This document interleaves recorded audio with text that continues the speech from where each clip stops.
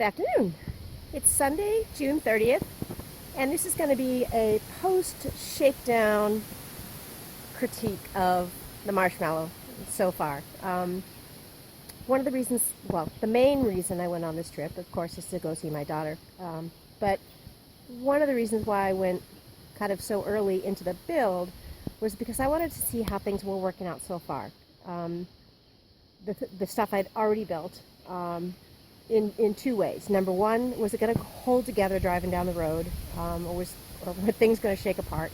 You know, was I on the right track as far as how I was connecting things, and were they going to be sturdy enough? And then secondly, how well they did, how well they functioned when I was actually in the van, like for the night. Did I like how I've set it up so far? And did I have any different ideas about what I wanted to do, or add or change, or whatever? So I'll probably do a few of these along the way of the build, where I'll take it out for a couple days and see how things are. But this is the first one, so let's critique it. I'll tell you what I liked, what I didn't like, what I'm already going to change, or what I'm going to add that I never even thought of before. So here we go. So first off, hopefully you can see that dust. Now, for the most part, this happened just on my road, which is a dirt road. And that's to be expected somewhat, but I think I can make it so that it's not quite so bad. When I added this D molding, rubber strip stuff, whatever it is, I ended it right here, and I didn't take it all the way down. And there were a couple reasons for that. First of all, this is a mess, and although I tried to clean it up, it didn't really clean up too well. But you see there, it's all actually coming off, that paint. So that was probably one of the main reasons why I didn't bother doing it there. And I didn't think it was going to be necessary. Obviously it is. I believe that this is where all the dust is coming in when I'm driving down my dirt road. So one of the things I'm going to do is take this off, sand this down, put some primer on it, and paint it. And I'll probably do all this as well on both sides. I mean, it needs to be done, but it was just one of those things that I was putting off. And obviously, if I'm going to take it on, before I take it on another trip, this has got to get done, because cleaning up this dust is just yucky. All right, so come on in the van. Second thing you'll see here is that this countertop has come off this board. And that's fine, and actually to be expected, because I haven't actually connected the countertop to anything yet. I haven't actually, you know, screwed up in through, let's see, this 2x2 to connect the countertop. But I think what I'm actually going to do is put a 1x2 along here, and that's what I will connect to the countertop, is that 1x2. So the 1x2 will get screwed in on that board in the back, which means I'm going to have to take this whole cabinet out to screw in from the back side of that board that's connected to the L-track, and then it will be screwed in to this, and then along here I can screw that 1x2 into the bottom of the countertop. So that's one of the things I'll have to do before the next trip. I mean, it's no big deal. It just popped off there, and it's easy enough to just lift back up there. These shelves worked out great. Nothing fell out. And of course, my road is pretty darn bumpy, and I went over some pretty hellacious bumps along the way and some of the roads that were under construction. So I'm pretty pleased with the fact that that lip isn't too terribly deep. It's maybe 1.5 inches deep. And it holds everything in place just fine. The wheel well boxes are not connected in any way, so they rattle a lot. They literally jumped up in the air some and landed back down on the floor on some of the really bad bumps. I don't think they're going to actually be an issue, though, once I have cabinets built all around them and stuff in here. This one over here is obviously the one that jumped around a lot because there's no cabinet there yet. This one kind of rattled but didn't actually jump around because the cabinet is sitting on it over there.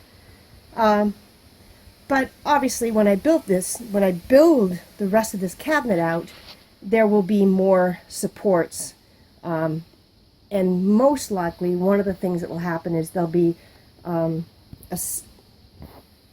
least 1 or 2 drawers here, and for that I'm going to have some supports coming down this way. So there'll be another support sitting on that over there, and I'll probably build shelves across here, and there'll be supports sitting on this end of it over here. So I think that'll all be all right, and that'll stop all the rattling.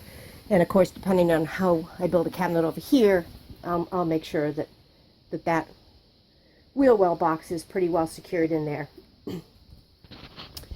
Now, after I spent all that time putting on the piano hinge and making the legs for the Murphy bed on Friday morning before I left on my trip, which was a complete and total waste of time because I forgot the legs. I left the legs here in the garage because I had them in there standing up on end with the dowel pieces glued in, for the glue to dry, and then I forgot to grab them when I left. So I couldn't even use the Murphy bed at all. So the Murphy bed stayed just like that the entire weekend.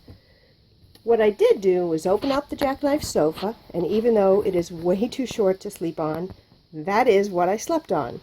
I just made it up as a bed, put my pillows up on this end, and I just hung my feet off over on that end.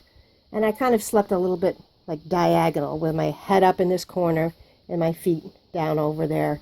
And it was actually comfortable enough. It wasn't that bad. I mean, I slept just fine. I expect it will be a whole lot more comfortable as a full bed with a 3-inch memory foam on top of it. But a couple of things. In a way, that ended up being a really good thing that I forgot the legs. Sometimes things just happen for a reason. So because I forgot the legs, I didn't bother opening up the 3-inch memory foam because I certainly wasn't going to use it on just the jackknife sofa. So Wiggles, when we're in the expedition, he always sits on the center console. And the drive down to Cape Cod, he was not happy that he was sequestered over there to the passenger seat.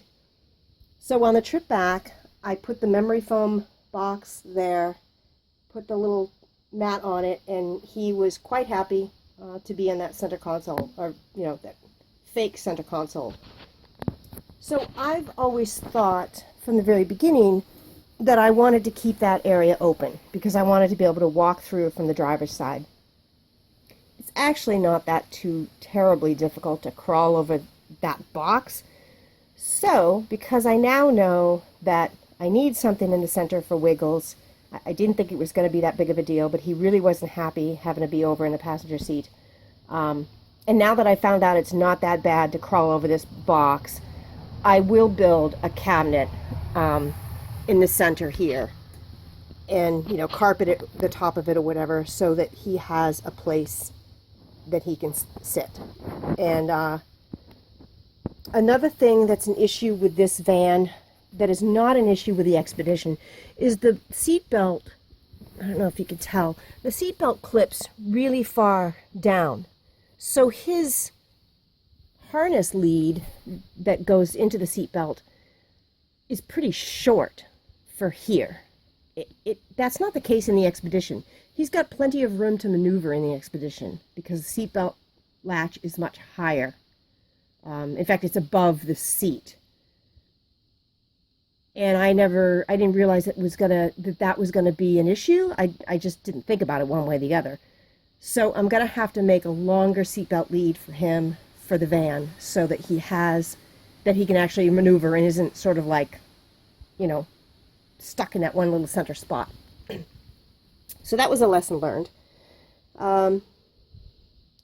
So another reason why it was kind of good in the end that I didn't have the legs and I therefore did not open up the 3-inch memory foam is my plan for the 3-inch memory foam and the rest of the bedding when I'm not in bed is for it to be stored up there.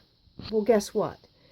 Because I don't have the cabinets built yet, I had no place to really store anything So all my clothes and everything got stored up there, which meant I wouldn't have been able to put the memory foam up there anyway. Or I would have had to leave everything else down on the floor. So in a way it was kind of good. You know, I didn't have to have that memory foam just hanging around in here somewhere. And then on top of all that, I would have never been able to get it back in the box, I'm sure. And the box would have been too flimsy for Wiggles to be on the drive back. So it all kind of worked out good in the end. Let's see, what's another thing? Oh, so it's not there now, but the fridge fits absolutely perfect in this spot.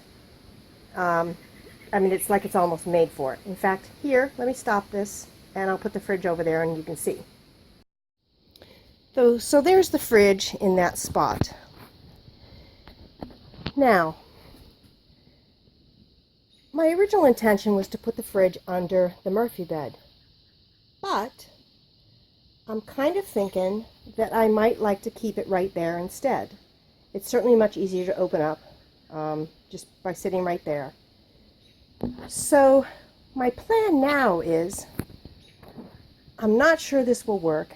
I'll have to do some measuring, but I'm kind of sort of hoping, I'm pretty sure it's not going to work, but I'm kind of sort of hoping the oven and stove will fit right here.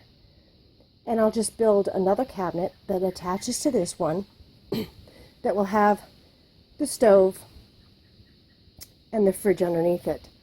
And I know, you know, some people may think it's not a good idea to have everything on one side. That will allow me to build a cabinet with a countertop all the way across here and hopefully mount my kayak up here.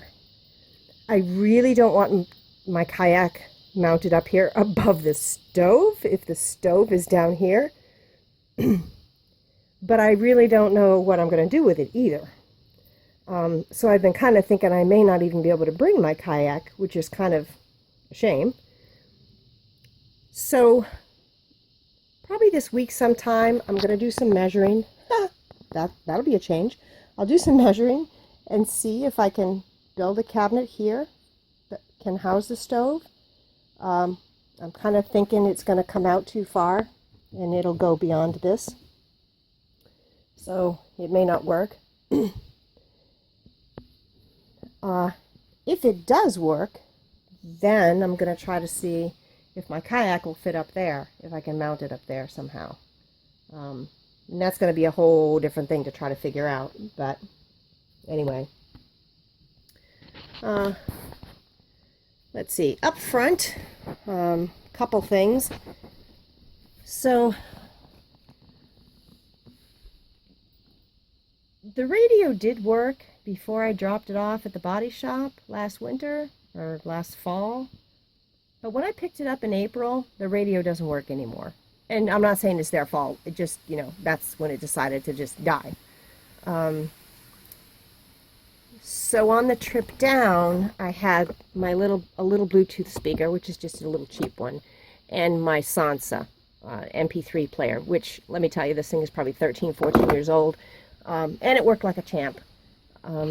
It was just fine. So we had a pretty forgetful weekend. So not only did I forget the legs for the bed, but I also forgot the aux cord for the Sansa to hook to the speaker. So I had to stop along the way at a Walmart and buy an aux cord. That was about an hour and a half into the trip, and I just couldn't take it anymore without any tunes when there's so many squeaks and rattles back here with these springs for this rear door. The other thing I bought, which was just awesome, is, I don't know if you can see, if there's enough light, it's a splitter. I found out that although I have two cigarette lighters, or 12-volt plugs, only one works. So I used a splitter. I bought this splitter at Walmart, and it's kind of cool because it actually has power buttons on it, so I can actually turn each one on or off as needed. And that worked just fine. So I had my phone plugged into one because I was using the GPS on the phone, and that's kind of a long drive my phone would have died. And of course my rear view mirror, or my dash cam, needs a 12 volt as well. So I could have plugged the fridge in, but I did not. So the fridge was not plugged in for the entire weekend. And despite the fact that it has been not plugged in since Friday afternoon, stuff in here is still plenty cold. I had an ice pack in there. Of course, the ice pack is now thawed out, but the stuff itself is still cold. I hardly used any water, but then I didn't do any cooking. Oh, my little porta potty is an absolute lifesaver. I don't care how many van people say they don't want a toilet in their van because of the smell. They're kind of like off their rockers. This thing does not smell at all. And I have used it all weekend. And there's no smell. I don't know what kind of porta potty they're using, but this one has no smell. It's worked quite well. It was a cheap one I bought at Walmart. It's probably, okay, my daughter's 24. We bought it when she was like 2.5, 3 years old. So, you actually know, I think we bought it when she was younger than that, because we bought it the first summer we lived in Virginia, and that was when she was only 13. That was when she turned 2. So, yeah, so it's 20 years old, and it works just great.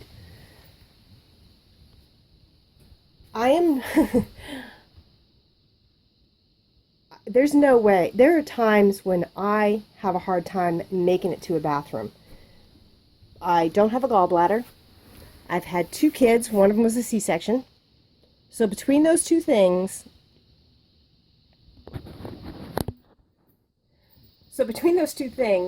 when I have to go to the bathroom, I have to go like right now usually.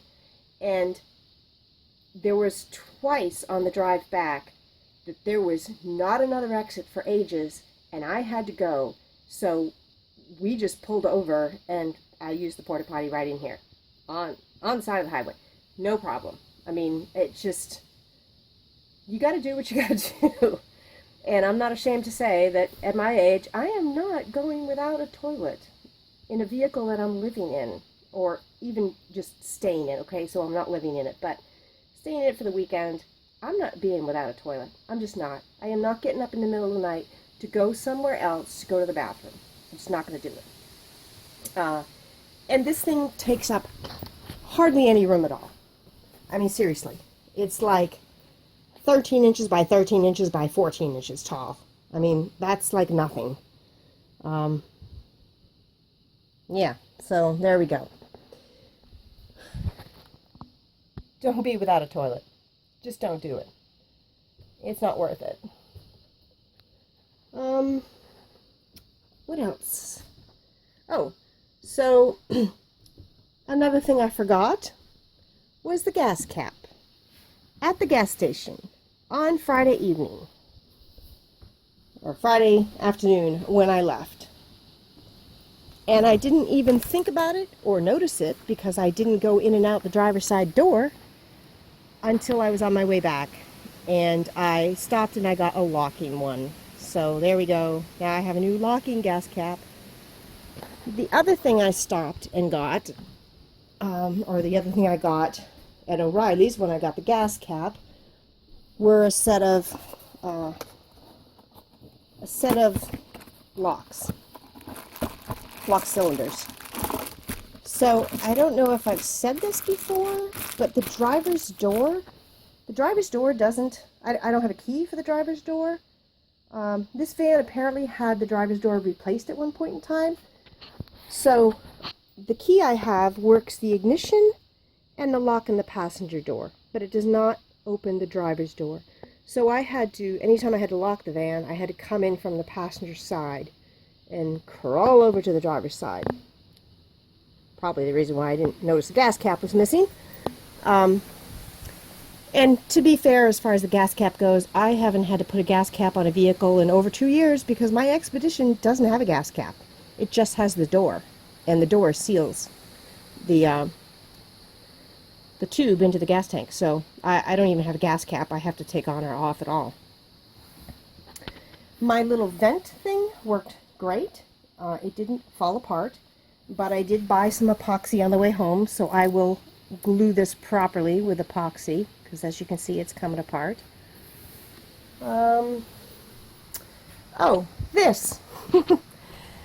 This lets a lot of light in, and I mean a lot. So at like 5:15 in the morning, Wiggles is wide awake, ready to get up, and wanted me up. So I am going to have to make some sort of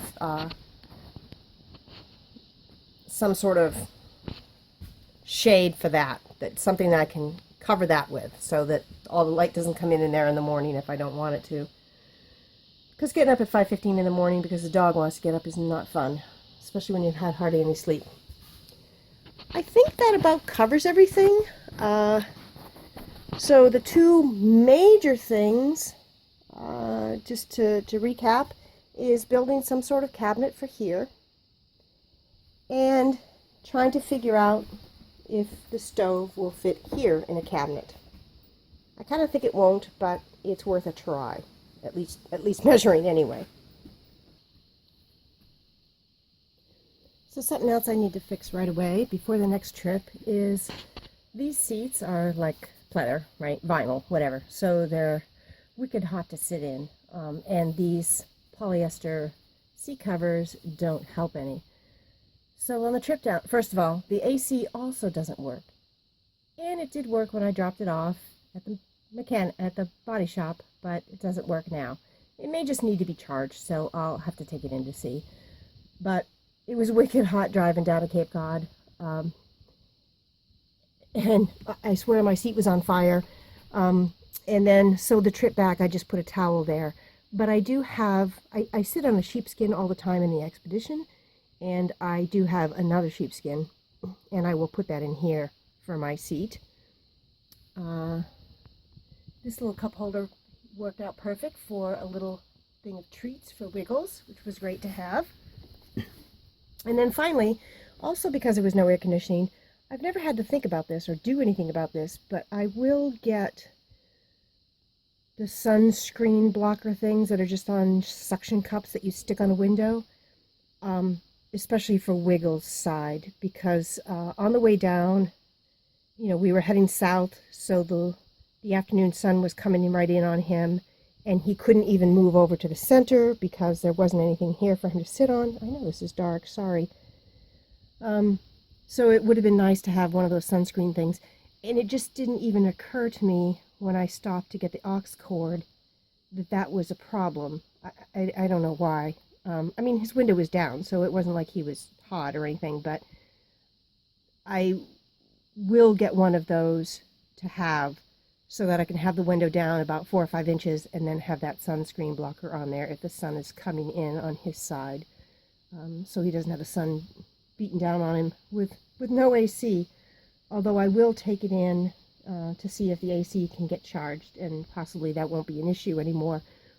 I wasn't too concerned about, I have known that the AC hasn't worked since I brought it back from the body shop, but I wasn't concerned about it yet, about having it fixed, because I don't have a curtain up here yet. So that's one of the other things I want to do before the next trip. Take the van in to get the AC checked out, and then put a curtain up here so I can have a thermal curtain that's closed, because I don't want to try to air conditioning this whole thing. You know, if I just have to air condition the cab part, it won't take a lot of, it won't reduce the gas mileage by much, just air conditioning that cab part. So that's something I'm going to take care of right away too. So I have these two little things. They're just blow up. They were swag things at work that were just freebies at a staff luncheon we had, and they charge by solar, and they have two you press it once and it's that bright, press it again and it gets even brighter. So there's 2 brightnesses to it, And these were great to have. It was plenty of light, just one of them for me in the evening to get ready for bed and stuff, brush my teeth and all that stuff, and get changed and set the bed up. It was enough light for that. I didn't need any more. And what was really good about them was when I had to leave Wiggles in the van at night. Let's see, when I first got there Friday night, my daughter and I went out to eat, and I left Wiggles in the van, and I left one of these on, hanging up just up here. Just, you know, it's got a handle that can hang, and it's plastic, so it's pretty pliable, so it could just hang right there. But I'm going to put a hook up here for it. It was, you know, gave plenty of light through the whole van for him. And then again on Saturday night when we went to the play, he was in the van, and I left one of these on. And I only used one the whole weekend. I didn't even use the other one. And I didn't charge it during the day. So both evenings it was running for 3 or 4 hours, and I didn't charge it that whole time. And, you know, so then when I was driving home today, I just put both of them up on the dashboard for them to charge. So those worked great. I don't know as if I'll bother putting any kind of lights in here. I also have that music stand light, which gives out a whole lot of light that is like a task light that I can put up here above the sink and shine down. It's got like 9 LEDs in it, and it's wicked bright. And it's rechargeable, so, and I think one charge lasts like 50 hours or something like that. So anyway, I think that's about covers it all. I will wrap this video up, and thanks very much for watching. I had a great weekend, a great trip. It was good to see my daughter, and it was good to try out everything in the van and see how it all worked. I'm pretty pleased with everything so far. So, alright, thanks very much for watching. Have a great evening. Bye-bye.